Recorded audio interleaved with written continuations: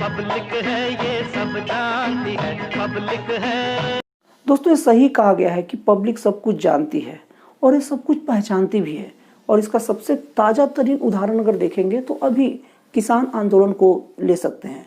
और एक्चुअल में से किसान आंदोलन भी कहना सही नहीं होगा, क्योंकि ये उस मांग को लेकर अड़े हुए हैं, इस मांग को लेकर जिद पकड़े बैठे हैं जो सरकार पहले से दे चुकी है। और अगर एक किसान बोलना गलत होगा, किसान के नाम पर बैठे लोग अगर इसी बात पर अड़े हैं कि सरकार एमएसपी अगर खत्म नहीं करेगी तो लिखित आश्वासन दे, तो मैं कहता हूं इसके पहले जितनी भी जो सरकारी थी वो कोई सरकार एमएसपी को लेकर लिखित आश्वासन दी थी क्या कि वो कभी खत्म ही नहीं होगा? बाहर क्या है, अंदर क्या है, बाहर क्या है।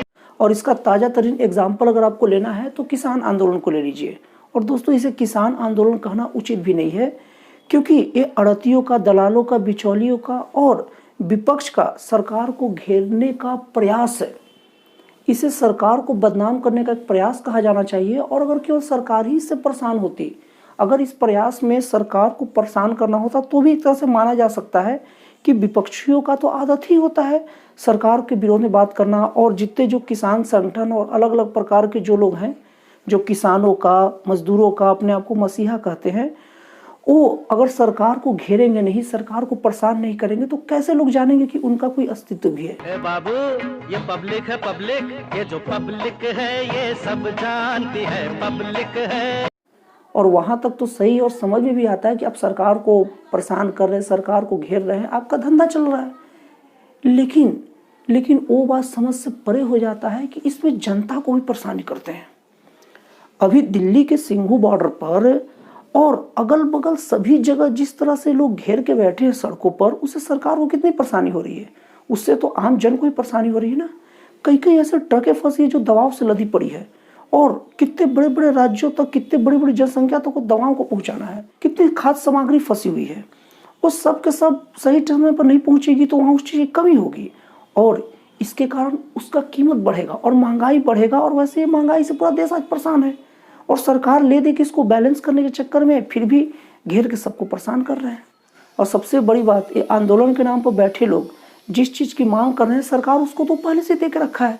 और इसके बाद भी जिस तरह इनका अड़ियल रवैया है और इनके मन में भ्रम भी है कि इससे जनता को सरकार के खिलाफ खड़ा कर लेंगे, तो ये यही बात को दर्शाते हैं कि इन्हें ऐसा लगता है कि पब्लिक कुछ नहीं जानती। लेकिन सच्चाई तो है कि पब्लिक सब कुछ जानती है। पब्लिक है, ये सब जानती है, पब्लिक है। दोस्तों, अगर आप या कोई भी व्यक्ति मोदी विरोध या भाजपा विरोध के मनोरोग से ग्रसित है तो उसे मैं क्या कोई भी नहीं समझा सकता, इसलिए आप इसको आगे नहीं देखिए।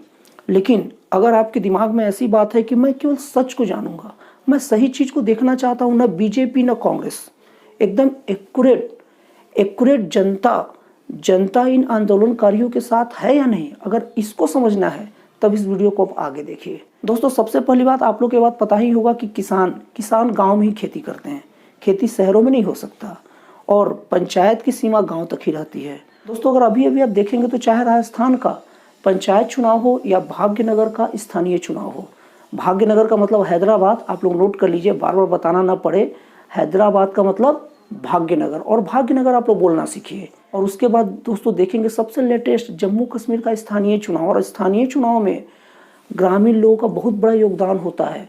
स्थानीय चुनाव का मतलब ही होता है ग्रामीण लोगों का चुनाव, और ग्रामीण लोगों के द्वारा ही तो किसानी किया जाता है, और किसान ग्रामीण लोग ही हैं।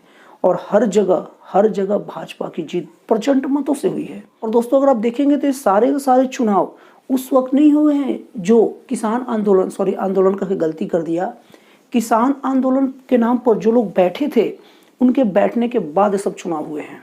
मतलब एक तरफ उस सरकार के विरोध में बातें कर रहे हैं, फिर भी सरकार के पक्ष में मत पड़ रहे हैं, तो इससे क्या संदेश जानता है?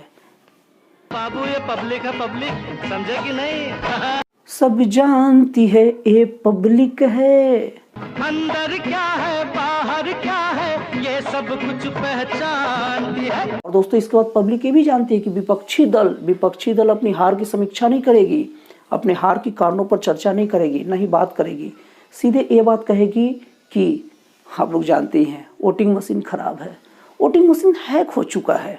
दोस्तों, मैंने आज के न्यूज़पेपर में एक न्यूज़ देखा जिसमें एक लिखा हुआ था कि राहुल गांधी 50 लाख लोगों का हस्ताक्षर किसान बिल के विरोध में लेके आए हैं और वो राष्ट्रपति के पास देने जाएंगे। तो मैं कहता हूं कि ये काम यूपी में हुआ है, तो यूपी का जनसंख्या तो लगभग 20 से 22 करोड़ है, और 20 से 22 करोड़ में 50 लाख की संख्या कितनी बड़ी होगी। और तो और अगर आप सामने पब्लिक को रोकोगे और पब्लिक से बात करोगे तो पब्लिक तो यार आपके पक्ष में यार बात करेगा ही ना। और आपके कार्यकर्ता पब्लिक से किस तरह से रास्ते में रोककर बात करते हैं, आप कहीं पता कर लो तो आपको पता चल जाए कि आप हारते क्यों हो।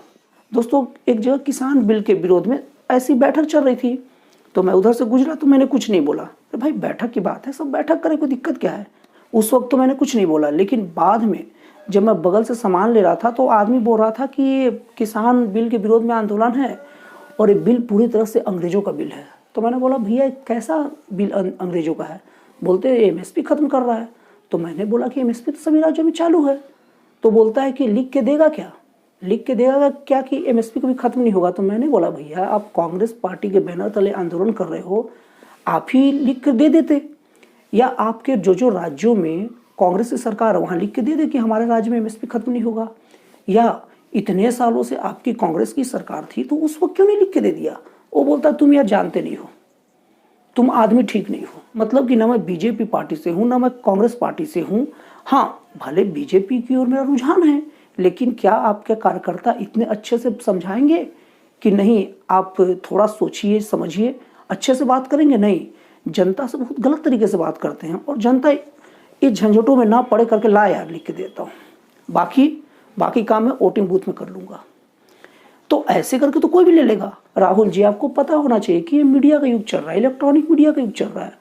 आपको अगर इतना ही पब्लिक का राय जानना है तो खुलेआम एक व्हाट्सएप नंबर जारी करिए और कहिए कि अगर आप किसान बिल के पक्ष में हैं, उसको सही मानते हैं तो वाई टाइप कीजिए, मतलब वाई मतलब यस यहाँ, और अगर आप किसान बिल के विरोध में हैं तो एन टाइप करिए, मतलब नो।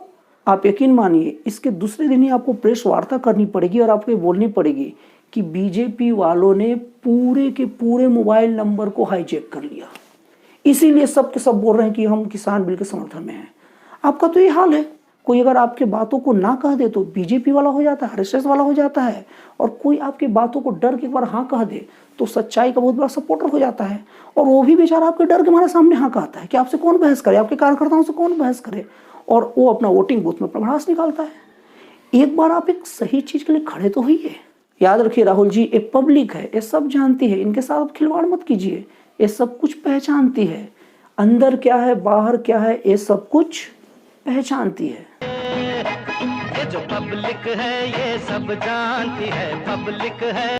तो दोस्तों, अभी के लिए इतना ही, फिर मिलते हैं अगले वीडियो में एक नए तथ्यों के साथ।